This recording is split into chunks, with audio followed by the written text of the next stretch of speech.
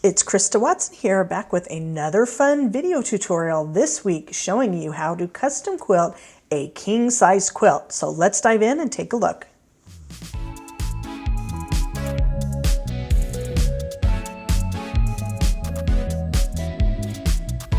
So let's start with the first version of this quilt that I made, completely using neutrals from a mix of my earlier fabric collections.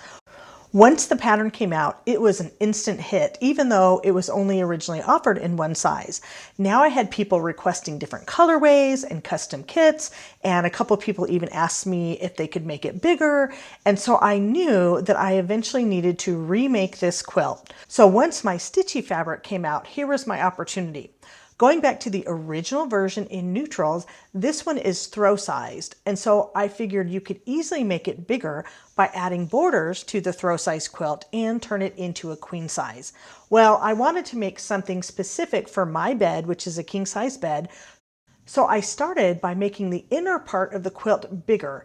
Now you get it to be more of a double size, and then I added borders to that to make it king size. So lucky for you, the pattern now comes in 4 sizes: throw, double, queen, and king. I start by cutting out all of the pieces according to the pattern instructions, and then I organize them right next to my machine so they are ready to sew. I'm making these little units where half of them need to face in one direction. So I'm using my mini mat and ruler set along with my ergonomic rotary cutter to nicely cut off the little tips, open them up so they face the right way. I have to do half of them that face in one direction and the other half facing the other direction. The pattern goes into this with step-by-step diagrams, but I wanted to show you a little visual to go along with that.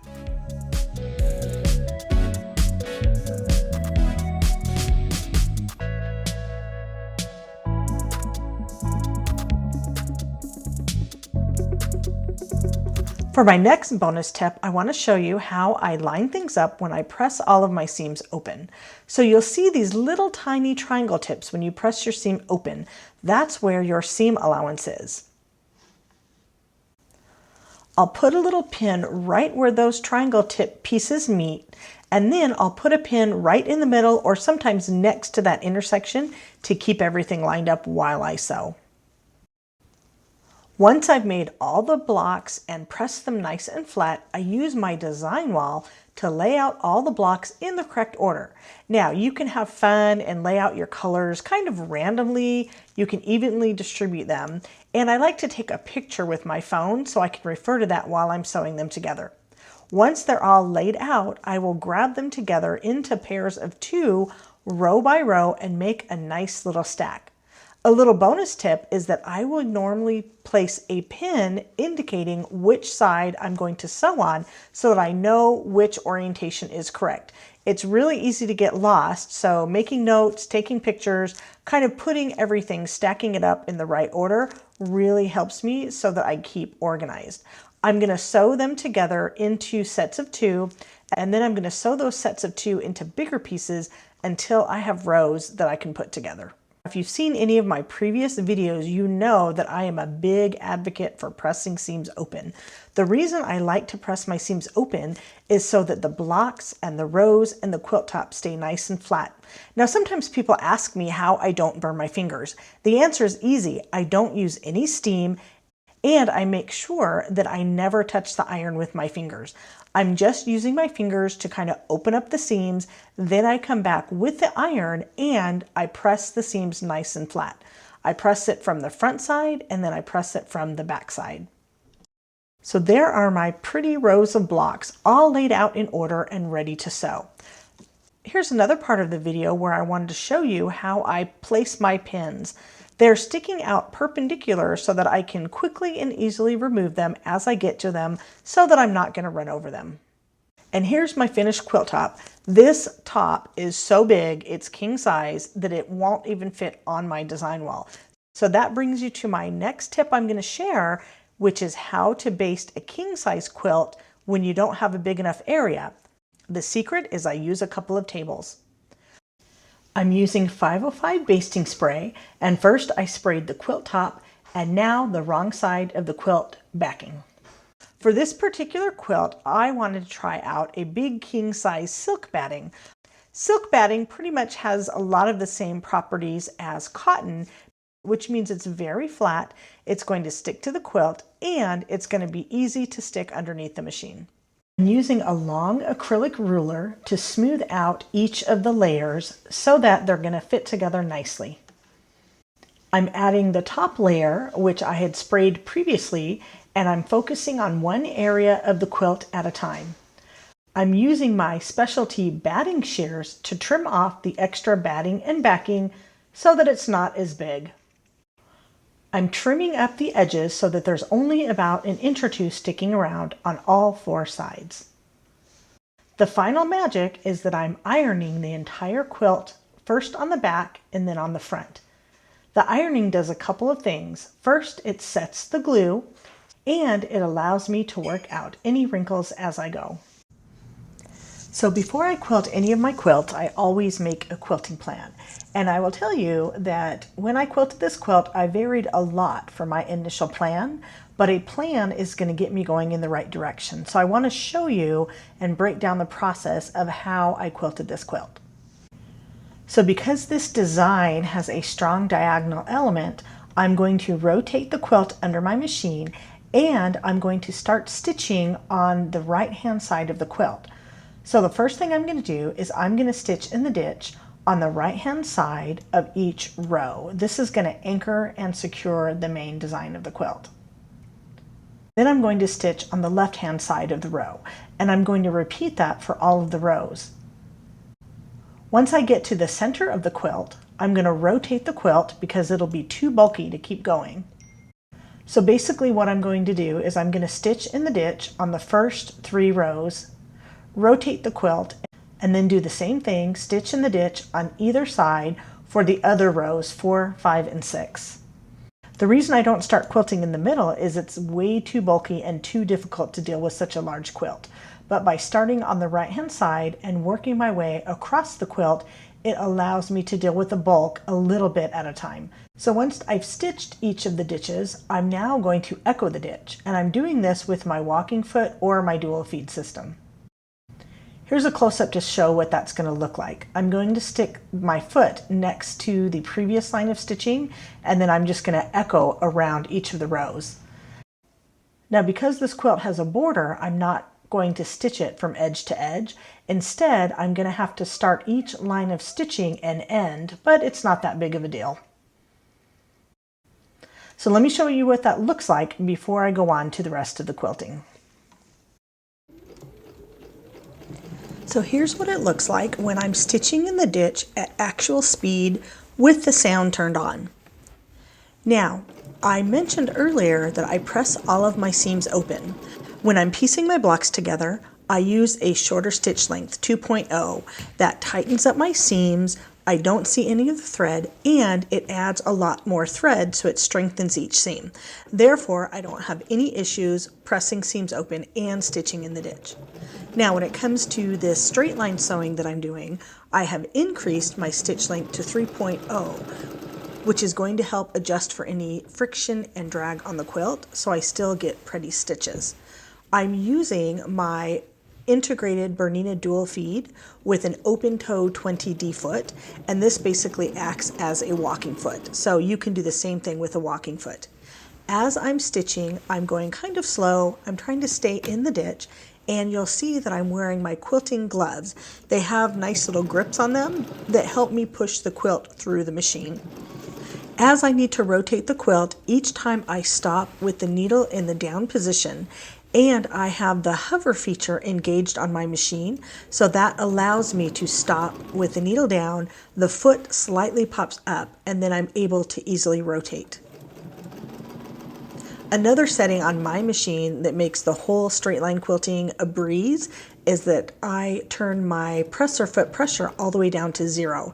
That way the foot glides along very nice and very smoothly. So everything I did to prepare the quilt and all of these settings really help make for a nice stitching experience. You'll notice that after I stitch for just a few inches, I need to stop and reposition my hands. And I'm basically using my hands as a hoop to help push the quilt through the machine. So I will stop and readjust and reposition my hands as often as possible. The area that I'm quilting in between my hands is what I call the valley. I keep this area nice and smooth, and then the area around where I'm quilting, I call that the hills, and that can really kind of rumple up as needed. You'll see as I quilt this quilt that I'm really pushing and scrunching and smushing and rotating and manipulating the quilt a lot. But as long as I keep the area in between my hands nice and smooth, I'm not going to have any problems while I'm quilting. Now when I start and stop each line of stitching, I am going to lower my stitch length and quilt a series of 6 to 8 teeny tiny stitches to lock the threads in place. Then I will cut off the top and bottom thread. You can also tie off your knots, but using tiny stitches works pretty well. Just like I showed in my quilting plan, this is going to take a while because I've got every single row on either side of the blocks to stitch. So I'll speed this up a little bit just so that you can see more of the stitching. Here's a little bit of a wider view so that you can see just how much I'm rotating and moving and scrunching and squishing the quilt. Just like I showed in my quilting plan, once I get about halfway across the quilt, I'm going to rotate the entire thing under the machine. And remember, this is a very large king-size quilt, but what helps is having my drop-in table so that I have a lot of room to work, and my machine has 10 inches of throat space, so that really helps with the bulk. At the start of each line of quilting, I'm bringing my bobbin thread up to the top by lowering my needle. Then I raise the needle, grab onto the top thread, and that will pull my bobbin thread up to the top so I can make those teeny tiny stitches and begin again. So I'm just going to sit back, relax, and just do all this stitching while I listen to some music or an audiobook or something.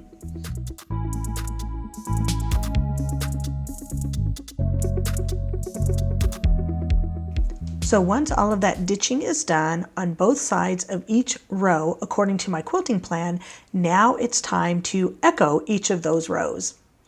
Echoing the ditch will shrink up the area that I'm going to go back and free motion quilt later. So it's the very same process that I used to stitch in the ditch, except now the foot is next to the ditch rather than the needle being in the ditch. And you can set the width of how wide you want that line spacing to be. You can use a wider foot, you can change your needle position, or you can add a guide bar onto your foot if you want to make it really wide. Normally mine are maybe somewhere between about 1/4 to 3/8 of an inch, whatever the distance is between the edge of my foot and the needle. Just like before, I'm going to stitch along each row, stop with the needle in the down position, rotate, scrunch, and smush, and repeat the entire drill for the entire quilt.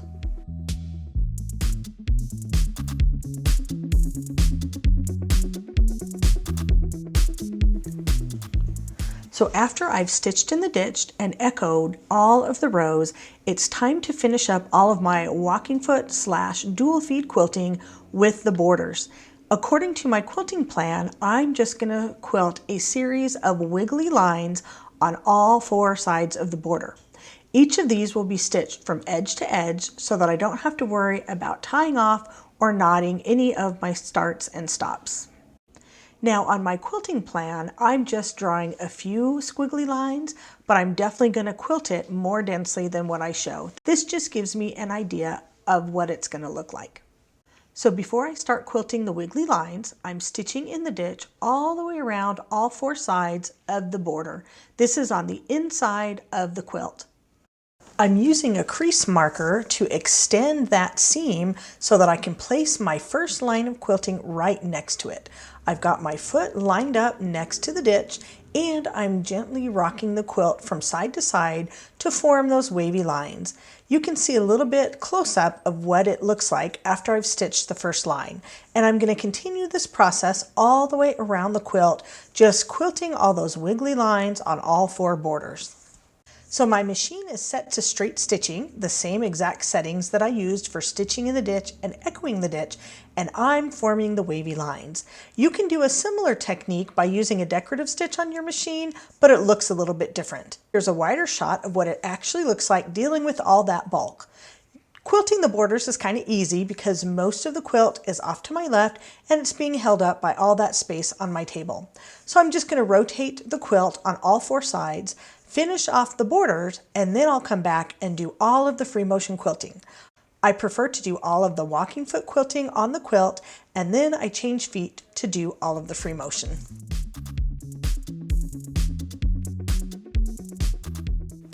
Here's another view again from my vantage point showing how I'm doing those wavy lines. I'm basically eyeballing the width all the way across the quilt. Now I'm not worried about if the lines are totally evenly spaced. This is a very organic look. So this is what it looked like when I did one pass across the quilt on the borders in both directions. I decided that I wanted to quilt the borders more densely, so I went back and stitched again in between each of the previous lines. Now it's time to finish quilting the free motion motifs. As you can see here, I'm drawing out a geometric design in the two corner areas. As you'll see in a moment, I'm actually quilting a different design, not the one I'm drawing out. But making the plan allows me to figure out where I'm going to go next, even if I deviate from the exact design I end up stitching.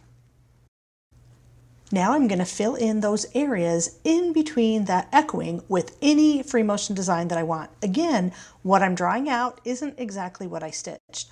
I'm drawing out what represents a swirl design, and I'm starting in one corner and working my way all the way across the quilt in a continuous pattern so that I can quilt one row at a time. Finally, the last area to fill in are those little legs and squares of each of the interlinked blocks. If I'm very careful and I plan it out, I'm able to stitch the entire motif without stopping.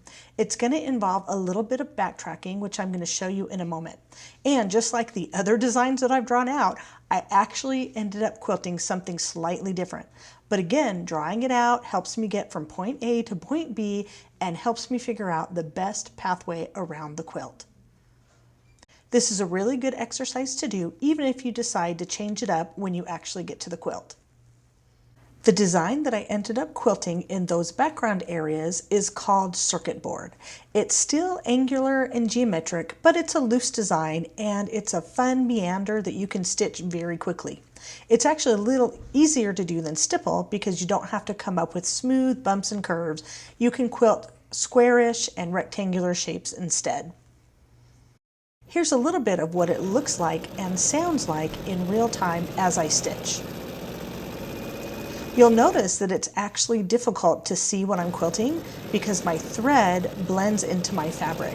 This is me actually quilting a real quilt, and that's the point. I don't want you to see the individual stitches, I want you to see the overall texture. Here's my revised quilting plan showing that I'm going to stitch circles and squares in the background areas with some zigzags, switchbacks, and a little floral motif in the blocks.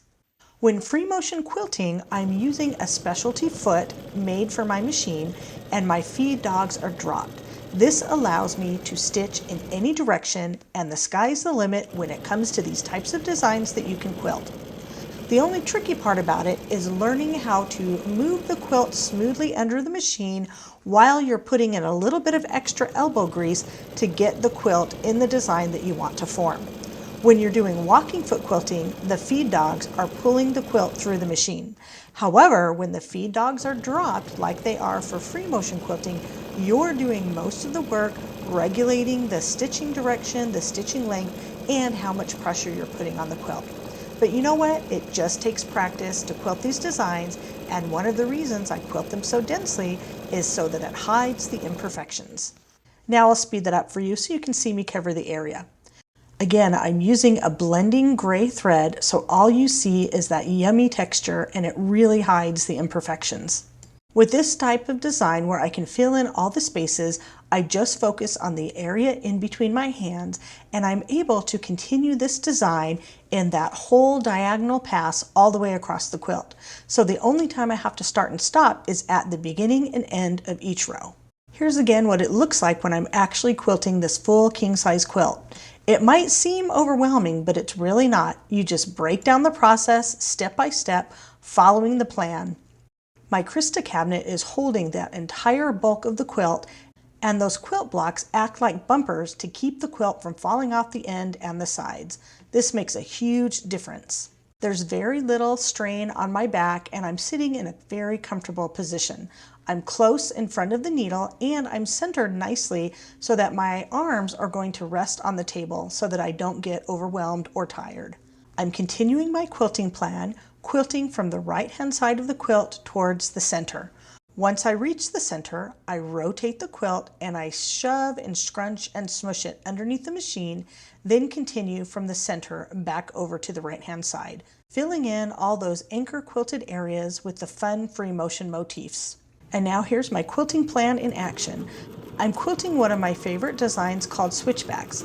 Notice how I'm going up and down and moving my way across the quilt.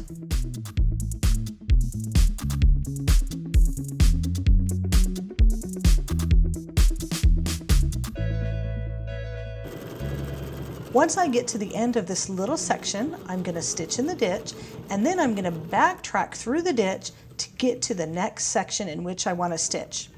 I highly recommend that you draw this out on a piece of paper or take a picture of your quilt block and photocopy that picture, then draw on top of the piece of paper until you figure out the best pathway. For me, I'm quilting all of these switchback lines in one section of the block at a time. Then I'm moving my way over until I can get to the next block that has the same sections. Now notice the pathway that I have to take because of the block pattern. In one part of the block, I'm stitching the lines up and down as I move from side to side. In the other part of the block, I'm stitching the design from side to side as I move up and down. Again, don't be afraid to backtrack, which means stitching over a previous line of stitching, and stitch in the ditch wherever you need to get to the next area of the block. So I'm going to be quilting these switchbacks in every single row all the way across the quilt.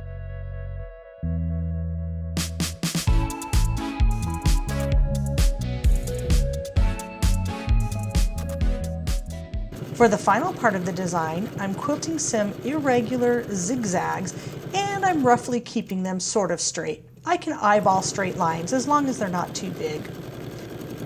I'm rotating and changing and bending the design however I need to make it fit.